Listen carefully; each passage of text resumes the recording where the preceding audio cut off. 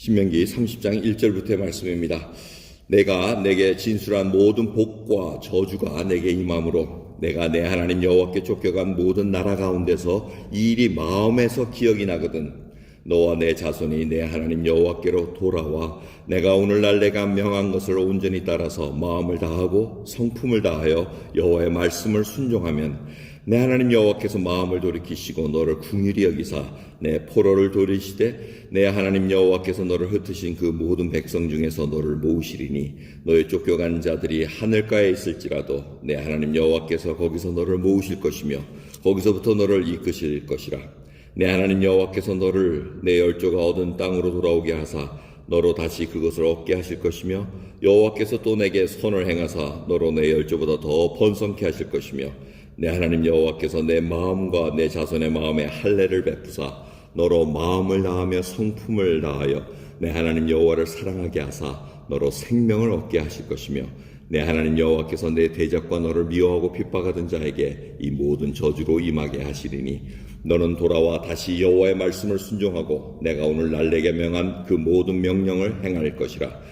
내가 내 하나님 여호와의 말씀을 순종하여 이 율법책에 기록된 그 명령과 규례를 지키고 내 마음을 다하며 성품을 다하여 여호와 내 하나님 여호와께로 돌아오면 내 하나님 여호와께서 내 손으로 하는 모든 일과 내 몸의 소생과 내 육축의 새끼와 내 토지 소산을 많게 하시고 내게 복을 주시되 곧 여호와께서 내 열조를 기뻐하게 하신 것과 같이 너를 다시 기뻐하사 내게 복을 주시리라. 아멘.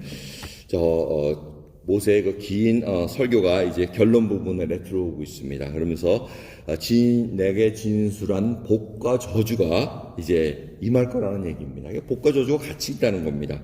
그런데 앞에 얘기했던 그 저주, 자기가 다 쫓겨나고 그저 땅이 유황같이 되고 다 불에 탄 것 같이 아무것도 나을 수 없는 그런 상황이 됐을 때 기억이 나거든, 마음에서 기억이 나거든, 하나님의 말씀이 기억이 나거든 돌아오라고 얘기합니다. 하나님께 돌아와서 지금 간구하면 하나님 받아주시겠다는, 이게 굉장히 신학적으로 중요한 말씀입니다. 하나님은 분명히 죄를 그냥 지나가지 않으십니다. 벌을 주셔야 됩니다. 그런데 그 죄를 깨닫고 용서를 구하고 하나님 앞에 회개하면 용서하시는 은혜 하나님이라는 걸 잊지 말라는 겁니다. 또 어떤 상황에서든지 그것이 하나님의 은혜가 기억나고 하나님의 말씀이 기억나면 돌아와서 용서를 구하면 하나님께서 받아주시고 그 다음에 모든 것을 다시 회복시켜 주신다고 약속하고 계십니다. 이것이 지금 모세가 계속 얘기하는데 오늘 10절까지의 구절 중에 반복되는 게 있습니다. 근데 그게 뭐냐면 마음과 성품을 다해서 하나님을 사랑하라는 그 얘기입니다. 여러분, 정말 하나님을 사랑한다는, 그것도 마음과 성품을 다한다는 이게 뭘 뜻한다고 여러분 생각하십니까? 마음과 성품을 다한다는 거. 자기가 정성을 다하고 희생을 다하고 이런 거 다 좋습니다. 근데 중요한 건 마음입니다. 마음에서 정말 그분을 사랑해서 정말 하나님의 은혜에 감격해서 어제 말씀과 연이어진 겁니다. 나 자신을 깨달으면 내가 지옥에 갈 수밖에 없는 그런 상황이고 나는 아무것도 아닌데 하나님께서 이 이스라엘 백성을 애굽에서 그냥 은혜로 끄집어냈듯이 우리를 지옥의 그 불고정에서 그냥 은혜로 끄집어내신 겁니다. 그 사랑을 깨달으면 이제 그 사랑을 그냥 다 갚기를 원하고 정말 어떻게 해서든 그분과 떨어지지 않으려고 그러고 이제 그런 것을 여러분들을 마음으로 성품으로 사랑한다는 겁니다. 그래서 willingly 내가 자원하고 하는 이 마음, 그리고 우러나는 마음, 이게 제일 중요합니다. 사실은 의무감에 하는 거, 여러분 부부 생활 하시는데 부부간의 생활이 의무감으로 하면은 이건 아무것도 아닙니다. 사실은 그 속에 진정한 존경, 아내는 남편을 존경하고 순종하고 남편은 아내를 사랑하고 이러한 아주 그냥 떨어질 수 없는 관계 속에서 갈 때는 그 결혼 생활은 누가 뭐라 그러지 않아도 잘 굴러가게 돼 있습니다. 근데 서로 내가 어떤 사람인데 내가 이런 대접을 받아야 돼. 그거 하나 사줄 수 없는 형편이야. 이거 찌질이도 못 났어. 이런 식으로 생각하기 시작하면은, 근데 하나님을 믿는 것도 똑같다는 겁니다. 예배 드리는 것도 무슨 의무감에, 하나님 안 가면 나 벌 줄까봐, 이거 절대 아닙니다. 마음속에 은혜가 나와서. 정말 못 가면 안 됩니다. 그러니까 제가 이 목회 생활하면서도 이 새벽 기도와 예배 시간을 굉장히 중요시 여기는 것은, 여러분, 사람이 멀어지면은, 거리가 멀어지면은 마음도 멀어진다고 우리말에 써 있습니다. 점점 안 하다 보면은 멀어지게 돼 있습니다. 하나님께 자꾸 가려고 애를 써야 되고 붙잡아야 되는데, 그걸 붙잡을 수 있는 것은 정말 여러분들의 그 새벽 기도 시간입니다. 큐티 말씀 시간 그냥 붙잡고 하나님께 떨어지지 않으려고 애를 쓰는 그 마음이 필요하다는 겁니다. 그러면서 그렇게 돌아오면 하나님께서 마음에 할례를 베푸시겠다고 얘기합니다. 마음에 붙어있던 그 껍질을 벌어주시겠다고 약속합니다. 그 말씀이 에스겔서 36장에 쫙 약속이 되어 있습니다. 새 영을 부어주겠다. 그 다음에 그 영에 이제는 단단한 마음을 제어버리고 부드러운 마음을 주어서 이제는 항상 하나님의 말씀이 생각나게 하겠다고 약속하고 계십니다. 이 새 영, 성령 하나님을 우리 마음에 부어주시사 그 생각나게 하신다는 겁니다. 자, 여러분, 이것은 다 이 기억나거든 돌아오라, 이 얘기는 뭡니까? 우리의 자유의 의지입니다. 하나님 우리를 강제적으로 이끌어 가시는 분이 아니라는 겁니다. 그래서 우러나는 마음이 그렇게 중요하다는 겁니다. 우리에게 선택권이 있습니다. 여러분이 나올 수도 있고 안 나올 수도 있고, 욕을 할 수도 있고 찬송할 수도 있고, 그건 우리에게 달려 있습니다. 근데 그거를 결단하시라는 얘기입니다. 여러분, 우리에게 이 자유의지가 얼마나 소중한지 모릅니다. 그걸 하나님의 영광에 쓸 수 있느냐, 아니면 나의 의를 위해서 쓸 수 있느냐, 그건 우리에게 달려 있습니다. 여러분, 우리가 찻잔으로 만약 태어났다 그러면 이 찻잔이 정말 찻잔답게 큰 그릇 작은 그릇 성경에 이렇게 써 있지 않습니까? 큰 그릇 작은 그릇 다 있는데 그 그릇을 깨끗하게만 하면은 하나님께 쓰시겠다고 약속하십니다. 그 위해서 그렇게 깨끗하게 만드신다는 겁니다. 근데 깨끗하게 할 수 있는 거는 우리의 의지라는 겁니다. 그 깨끗하게 할 수 있는 거는 하나님의 말씀으로 내가 정말 결단하고 나가느냐, 거기에 달려 있다는 겁니다. 여러분, 우리는 얼마든지 슬퍼할 수 있습니다. 얼마든지 욕할 수 있습니다. 얼마든지 원망과 우울에 빠질 수가 있습니다. 그런데 하나님의 말씀에 다시 한번 내가 결단해서 하나님 바라보리라, 정말 천국의 소망을 갖고 바라보리라 하고 찬양을 듣게 해보십시오. 마음속에 찬양을 한번 외쳐보십시오. 주여, 주를 찬양하나이다. 구원 베푸신 예수 그리스도를 찬양합니다. 이 한마디로 사실은 모든 것이 해결됩니다. 문제는 하려니까 할 수 없이 그래 쳐다보자 한데 눈은 쳐다보고 있을지언정 마음은 닫혀가지고 아직도 그 속에 있으면 진정한 하나님을 섬기는 마음이 일어나지 못하고 있다는 겁니다. 여러분, 우리는 그렇게 될 수밖에 없습니다. 지금 벌써 저희들이 이렇게 락다운 돼가지고 뭐 조금 페이스 1, 페이스 2 해가지고 열려졌는데 짜증 안 나세요? 저는 어저께 굉장히 짜증나는 하루였습니다.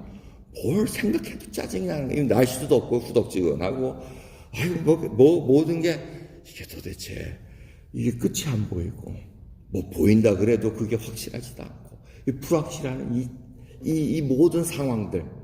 그리고 성도님들 한 분 한 분이 정말 이제는 천국에 딱 입성해서 정말 하나님 앞에 멋있게 들어가야 되는데, 이래가지고 들어갈 수 있는 건가? 들어가긴 들어가시겠죠. 다들 들어간다고 확신하시죠? 아멘, 좋습니다. 그리고는 그 앞에 정말 당당하게 하나님 앞에 다 정말 하나님 마음과 성품을 다해서 정말 잘 달려왔습니다. 이런 고백들이 쫙 나와야 되는데, 그런 것도 좀 믿었지도 않고, 참 이게 모든 게 짜증날 때 그때 생각나는 말씀이 뭡니까? 이 데살로니가전서 5장 16절부터 말씀. 항상 기뻐하라. 쉬지 말고 기도하라. 범사에 감사하라. 이거하고 딱 상충이 되니 어떻게 해야 됩니까? 그 우울한 거, 짜증나는 거, 불평하는 거 하지 말아야지. 항상 기뻐하라 그러는데, 이게 짜증내가 됐네. 그러면 서서히 말씀으로 다시 한번 들어간다는 겁니다. 이게 우리에게 삶에 일어나는, 역상에서 일어나야 된다는 겁니다. 여러분, 지금 이 시간이 이렇게 지나가는 동안 정말 짜증납니다. 사람이라는 게 서로 좀 이렇게 부닥쳐 보면서 침도 튀겨가면서 서로 이런 맛이 있어야지, 이거 차단시켜 놓고는 그냥 멀리서 얘기하고 쭉 하고 쑥 가버리고 그 다음에는 안 하면 안 한다 그러고 이거 무서워서 못 한다 그러고 이게 이런 일들이 오고 나가서 먹을 데도 없고 어디 바람 쐬러 가려면 화장실도 문 닫혀 있고 이게 생각하니까 나가기도 싫고, 뭐 여러 가지 상황들이 아주 복잡하게 얽혀 있는 상황입니다.